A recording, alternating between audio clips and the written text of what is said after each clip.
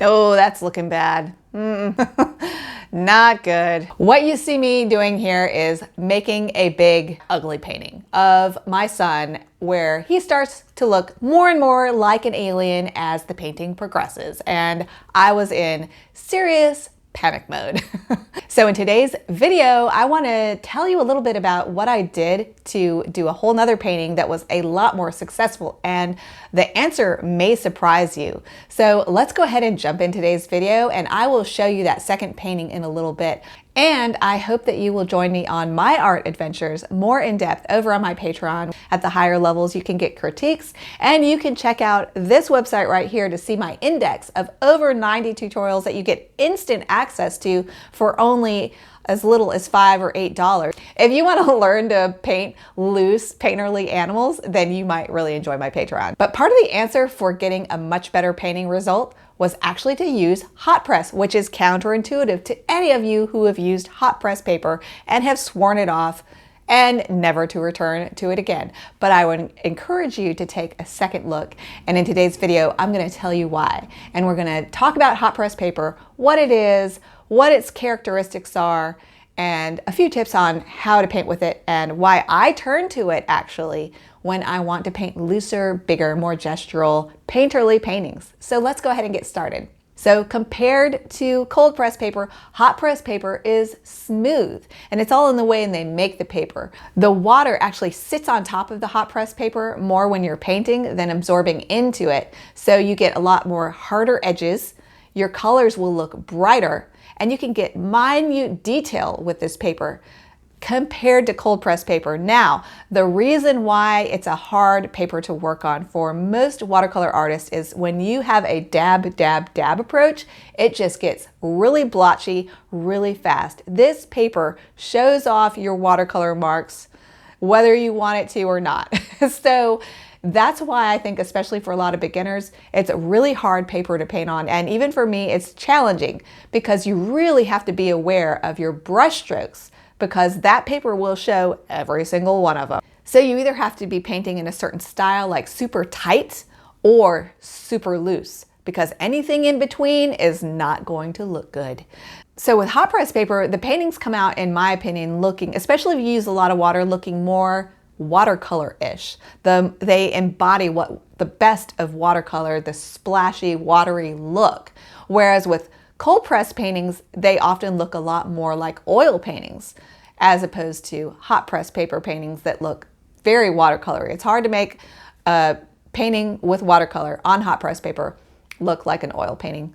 But you can see of these two cat paintings that I did that the one on cold press definitely looks a lot, it has a lot more softer transitions, and it's well blended, and it's just softer looking. Whereas the painting on hot press, you really see all my brush strokes. It looks really splashy, it looks watery, and I love that about hot press paper. So let's get back a little bit to why I turned to hot press paper when I was painting Parker and I was hating the alien tight look of that painting. In fact, I wanted to show it to you in this video and I can't because I threw it away. I really wanted my painting to look painterly and loose, and I wanted it to have that watercolor look.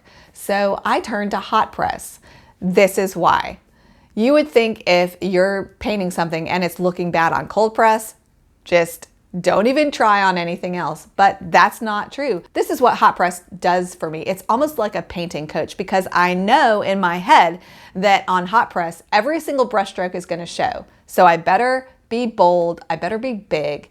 And when you paint big and bold with watercolor, that's part of the recipe for success to having a painterly outcome. I got my hot press out and I used a lot of water. I painted in big shapes as much as possible, especially at first, to get the main components of the painting in. And it really paid off because the outcome was much more painterly. So that's why I turn to hot press whenever I want to have a really painterly loose outcome that looks really very watercolor-like, because hot press will force you to paint in a completely different approach, because you have to, because if you paint in a dab, dab, dab, careful little way with hot press, it's gonna look blotchy and very ugly. Hot press encourages me to take artistic risks, like using big, bold brushstrokes, strong splashes of color, splashy, watercolory effects that cold press doesn't inspire me, so it's a lot easier to forget to paint that way on cold press for me, whereas hot press really keeps me on my toes. Let me show you what I mean by looking at this latest painting that I did for my Patreon students of this Maine Coon cat, which I painted twice. I started out with this painting as a cold press painting and I was so happy with it, but I really wanted to push it more. I wanted it to look more watercolor-ish. I wanted it to be painterly and with beautiful colors. I just wanted it to look more fresh and transparent. So I did it a second time on the hot press papers. So let's take a look at how this evolved. So first you'll see me mixing my first bit of paint, and you'll notice I've added a lot of water. This is tea consistency paint. That means I've added a lot of water and I'm getting 2 puddles ready so that I can work quickly. Also, I've got a bigger brush, and the bigger brush you work with, the more painterly and loose you can be because it forces you not to dab, dab, dab. So I also used a big brush to make sure that I was keeping everything really big, bold, and gestural.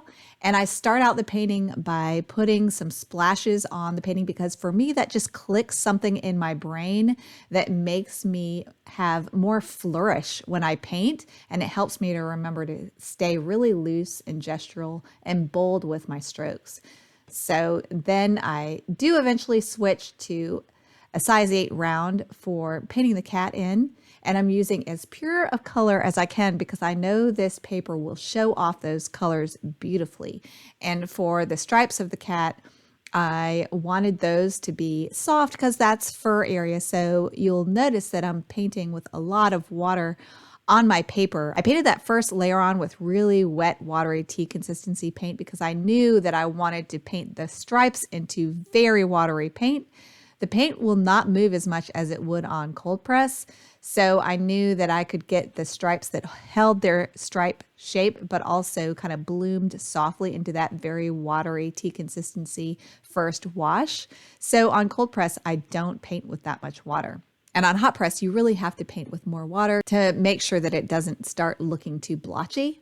Then you see me using some toilet paper to soak up some water so I can continue to paint without it getting too wet. And here I pick up a little bit of paint with my brush and then I drop some clear water in. This is my push technique. I will link that here.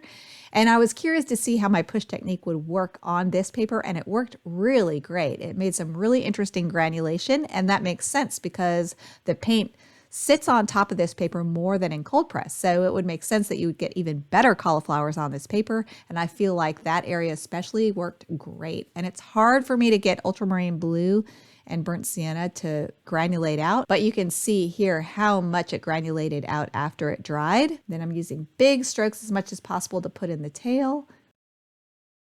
And then I did a whole glaze of green over the bottom of the cat. Again, because this paper just inspires me to really play with color because I know it will really pop on this paper. And then I used some naphthol red in the ears. Again, you can see how much water I'm using. It's almost always tea consistency. And if you need to get it darker, you can just paint another glaze on top of the paint after it dries. And this is the other cool thing about hot press. You see here I'm putting on the eyeliner, and look how sharp and very small detailed I can get with this paper. Whereas with cold press, you really have to pay attention to get small, tiny little details like this, but the hot press makes it easy to get those tiny little details, sharp little eyeliner, pencil or hair thin lines. Again, this paper has inspired me to use more pure colors. Instead of burnt sienna, I used a mix of aureolin and naphthol red to get that orange on his nose.